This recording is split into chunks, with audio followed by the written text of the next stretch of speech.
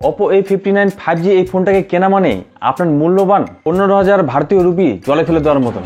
কোনো মতেই এই ফোনটাকে আপনারা কিনবেন না।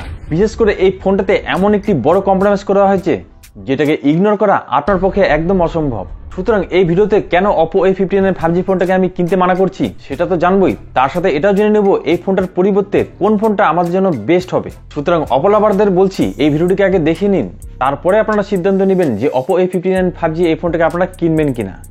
ওয়েলকাম বন্ধুরা, আশা করছি আপনারা সবাই ভালো আছেন। আপনারা দেখছেন টেক টিপস, আমি দীপঙ্কর সমালোচনা করে আজকে ভিডিও শুরু করছি। তো প্রথমে এই ফোনটার প্রাইস এবং লঞ্চ ডেট জেনে নিচ্ছি। তো এই ফোনটা 2023-এর 22 ডিসেম্বরে লঞ্চ হয়ে গেছে। অর্থাৎ অ্যামাজন এবং ফ্লিপকার্ট ই কমার্স ওয়েবসাইটে এই ফোনটা অ্যাভেলেবেল এবং যে কোনো অফলাইন মার্কেটের দোকানে আপনারা এই ফোনটাকে পেয়ে যাবেন, যার 4GB 128GBর দাম ভারতীয় টাকা রাখা হয়েছে 14,999 রুপি। তো এই ফোনটাকে আমি কেন কিনতে মানা করছি সেই কারণগুলো এখন জেনে নিচ্ছি। আর এই ফোনটাকে কিনতে মানা করার জন্য সবচেয়ে বড় কারণটি হচ্ছে এই ফোনটার ডিজাইন এবং লুকস একদম বেকার রেখেছে। একেবারে সাদামাটা বেকার ডিজাইনে এই ফোনটাকে আপনারা দেখতে পাচ্ছেন। প্লাস্টিক ফ্রেম এবং প্লাস্টিক বডি আর ব্যাকে ম্যাট ফিনিশ রাখা হয়েছে। এরকম ডিজাইন আপনারা 8 থেকে 10,000 টাকার ফোনে এখন পেয়ে যাবেন। কোনো মতে এই ফোনটার ডিজাইন 15,000 টাকার মতন মনে হচ্ছে না। বিশেষ করে এই ফোনটা চড়া বেশি, 8.1 mm এর চড়া এবং ওজনে 187 গ্রাম। এবং এই ফোনটাকে দুটো কালারে পাওয়া যাচ্ছে, একটি সিলিক গোল্ড এবং দ্বিতীয়টি স্ট্রমি ব্ল্যাক। এবং এই ফোনটাকে IP50 রেটিং দেওয়া হয়েছে, অর্থাৎ এটি স্প্লাশ প্রুফ এবং ডাস্ট প্রুফ। আর এই ফোনটা না কেনার দ্বিতীয় কারণ হচ্ছে এখানে একদম বেকার ডিসপ্লে পাচ্ছি। বিশেষ করে এই দামের মধ্যে এখানে আপনারা মাত্র HD+ ডিসপ্লে পাচ্ছেন এবং এখানে কোনো পাঞ্চল ডিসপ্লে রাখা হয়নি, ওয়াটার ড্রপ নচ ডিসপ্লে রাখা হয়েছে। আর Oppo একে স্টারলাইট ডিসপ্লে বলেছে, অথচ এখানে ব্রাইটনেস পেয়ে যাচ্ছেন মাত্র 480 নিটস।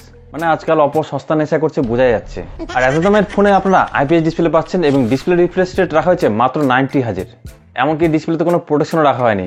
অর্থাৎ আপনারা Oppo A59 ফোনটাতে সবচেয়ে বেকার এবং রোজ ডিসপ্লে পাচ্ছেন। এমনকি এই ফোনটাতে আপনারা বেকার ক্যামেরা সেটআপ পাচ্ছেন। ভাবতে পারছেন 15,000 টাকার ফোনে আপনারা মেন ক্যামেরা হিসেবে পাচ্ছেন মাত্র 13 মেগাপিক্সেলের একটি ক্যামেরা। মানে কি বলবো, Oppo তাদের লাভারদের একদম বোকা ভাবছে।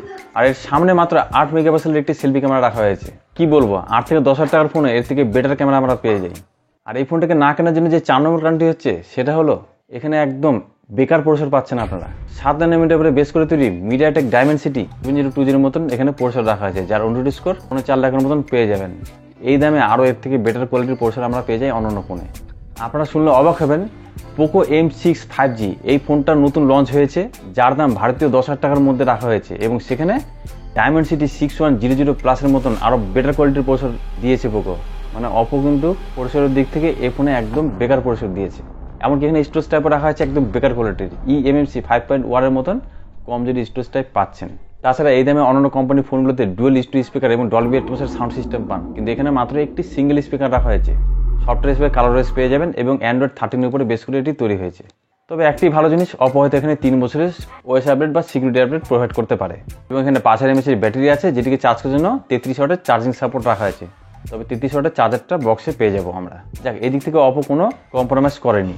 এখন কথা হচ্ছে এই ফোনটাকে আমি কেন কিনতে মানা করছি। দেখুন, এই ফোনের দাম 4GB 128GB রাখা হয়েছে 15,000 টাকা, অথচ এই দামে আপনারা Poco X 5G ফোনটা কিনতে পারবেন, যার 8GB 256GBর দাম মাত্র 14,000 টাকা। অথচ সেই ফোনটা কিনলে আপনারা সেখানে Snapdragon 695 এর মতন ভালো কোয়ালিটির প্রসেসর পাচ্ছেন এবং সেই ফোনটাতে 5 হলের ফুল HD অ্যামোলেড ডিসপ্লে পাচ্ছেন। আবার 120,000 মতন সর্বোচ্চ রিফ্রেশ রেটের ডিসপ্লেতে রাখা হয়েছে এবং মেন ক্যামেরা রাখা হচ্ছে 48 মেগাপিক্সেলের। আর ফোনের স্টোরেজে রাখা হয়েছে UFS 2.2, অর্থাৎ বেটার কোয়ালিটির আপনারা ফোন পেয়ে যাচ্ছেন Poco X5 5G, আবার 1,000 টাকা কমে। ঠিক আছে, পোকোর ফোন আপনাদের পছন্দ হচ্ছে না, আপনারা আরেকটি ভালো ফোন কিনতে পারেন, সেটা হচ্ছে Moto G54 5G, যার 8GB 128GBর দাম রাখা হয়েছে ভারতীয় টাকা 14,000 টাকা। অথচ সেই ফোনটা কিনলে বেস্ট কোয়ালিটির PMMA acrylic glass back design পেয়ে যাচ্ছেন এবং এই ফোনটাতে ফুল HD 5 হলের 120Hz রিফ্রেশ রেটের ডিসপ্লে পাচ্ছেন। Dimensity 7020 এর মতন একটি দুর্দান্ত পাওয়ারফুল প্রসেসর পাচ্ছেন। ক্যামেরাতে পেয়ে যাচ্ছেন আরও ভালো কোয়ালিটির 50 মেগাপিক্সেলের OIS সেন্সরযুক্ত ক্যামেরা পাচ্ছেন এবং সামনে 16 মেগাপিক্সেলের সেলফি ক্যামেরা পাচ্ছেন এবং 8 মেগাপিক্সেলের একটি আল্ট্রা ক্যামেরা পাচ্ছেন। তাছাড়া এই ফোনটাতে 6000 mAh এর ব্যাটারি পাচ্ছেন, 33 ওয়াটের চার্জিং সাপোর্টও পাচ্ছেন এবং UFS 2.2 এর মতন ভালো স্টোরেজ টাইপ পাচ্ছেন। আর সাউন্ডের ক্ষেত্রে তো কামাল হয়ে গেছে, এখানে আপনারা ডুয়েল স্টুডিও স্পিকার এবং ডলবি অ্যাটমসের সাউন্ড সিস্টেম পাচ্ছেন। অর্থাৎ Oppo A59 5G এই ফোনটাকে আপনারা যদি না কিনে আরও 1000 টাকা কমে তার থেকে বেটার Poco X5 এবং Moto G54 5G এই দুটো ফোন কিনতে পারেন।